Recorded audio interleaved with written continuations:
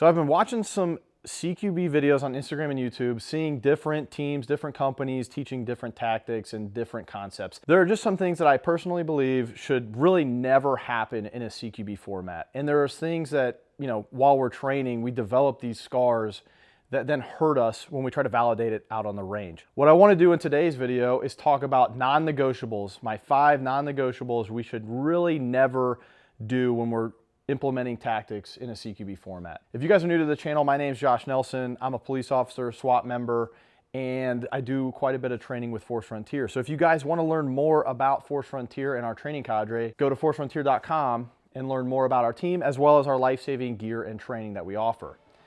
Now, with all of that out of the way, let's get into today's video.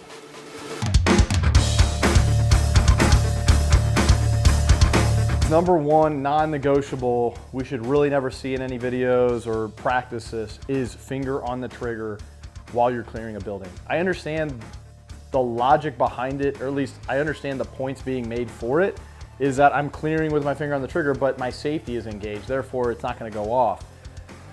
But if I just simply move my finger up, have good fundamentals, both rifle and pistol, where I don't have an external safety, then I don't have any issues to worry about. If I'm walking around with my finger on the trigger and I bump this safety or it bumps on a piece of kit and I don't know the status of my safety, that is a huge problem. Also, sympathetic response to any type of gunfire, less lethal, or stimulus of any kind, and I clench up, that could possibly go off. It's just another safety measure that I'm taking to just place my finger alongside the lower of my rifle. So it's as simple as staging my thumb on the safety, activating it, and then pulling the trigger pretty much simultaneously. Obviously, I have to deactivate the safety first to pull the trigger, but it is really in unison together, right? It's holding yourself to a higher standard of training. If you practice this, it's gonna be automatic. If you don't practice it, then yeah, you're gonna try and game it and cheat, but you're sacrificing safety measures that could affect family members, it could affect your teammates, depending on your context. And we never want to sacrifice any type of safety measures when it's as simple as activate and pull the trigger simultaneously. This trigger is incredibly light. If at any point I drop this down to transition to my pistol and it catches on any gear, it's going off. And we just can't allow that to happen. So this thing stays on safe, finger is off the trigger until we've made the decision to fire on a threat that we've identified, processed the information, made a good conscious decision to shoot. My number 2 non-negotiable, which I kind of already alluded to, was the safety remains on until we've made the decision to fire. Again, trigger and safety kind of moving in unison. Once we've processed what's in front of us, we've made the decision to fire, safety comes off, then I pull the trigger. We do not want to be walking around a building, clearing it with the safety off. One, we're talking about like a 2-pound trigger on our rifles. And then again, I touched on it in that last part, but just to reiterate, I drop this thing and it catches on any gear and it's potentially going off. So finger off the trigger, safety is engaged until I move the 2 simultaneously. I never want to sacrifice that security measure that really isn't adding any time. Hold yourself to a higher standard, like I said before, train with these parameters in mind. I'm moving the safety and pulling the trigger at the same time. I'm clearing the building with the safety engaged, thumb ready to go, ready to deactivate the safety when necessary. Number 3 non-negotiable is muzzling a teammate or a family member, anybody that isn't a threat to us. There are exceptions to this rule, but having an ability to go from a fighting position, what we would call a ready position, to a carry position once we determine they're not the person I need to deal with, or they run in front of me unexpectedly and I gotta retract that gun, or I gotta retract that gun and not muzzle them. Definitively up, definitively down, that's the muzzle placement when somebody is in front of us that is either a teammate or a family member, somebody we are not intending on muzzling. Like the second somebody walks in front of me, this thing retracts down.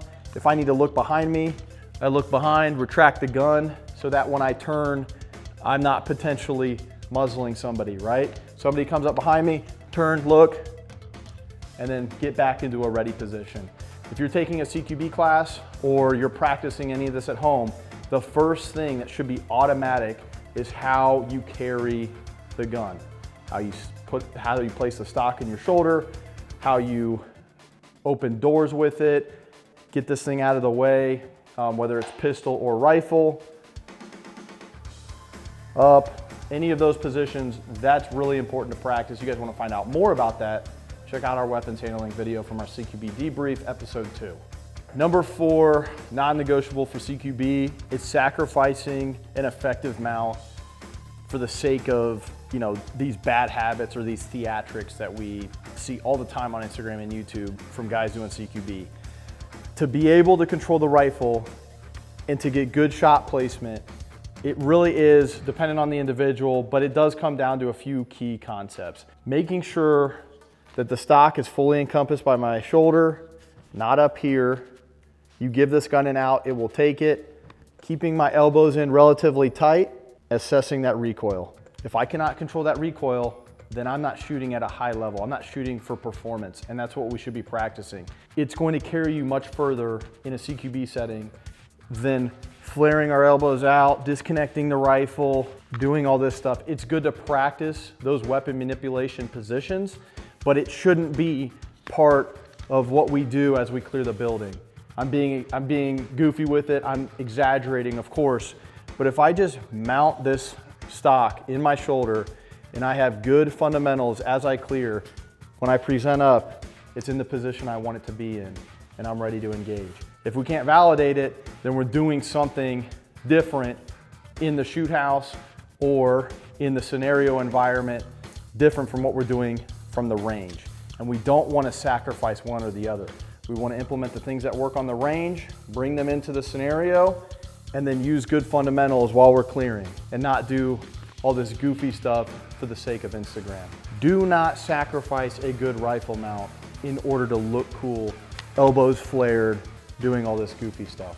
The last non-negotiable is sacrificing what is core to CQB, and that's speed, surprise, and violence of action. If we don't have a form of that, then we are going to be at a disadvantage.